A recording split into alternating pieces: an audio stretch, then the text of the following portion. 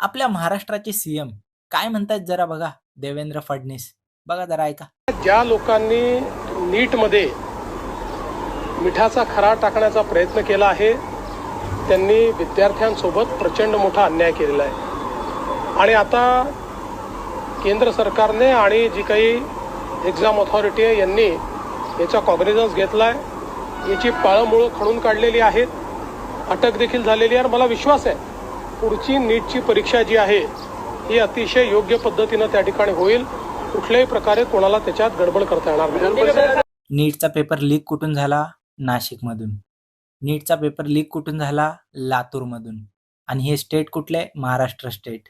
आणि हा जेव्हा कॉक्रोच जनता पार्टी ही बनली त्याच्यानंतर काय स्टेटमेंट पास केलं माहिती का?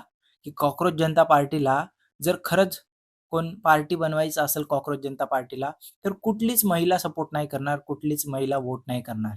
आणि काही स्टेटमेंट पास करायचं स्वतःच बोलतात की बोलायला कोणाच्या बापाचं जातंय. खूप लाजिरवाणी गोष्ट आहे की महाराष्ट्रामधून नीटचा पेपर लीक झालाय आणि हे महाराष्ट्राचे सीएम आहेत. जनतेला फक्त बाटलीत उतरवायचं काम आहे, बाकी काय नाही.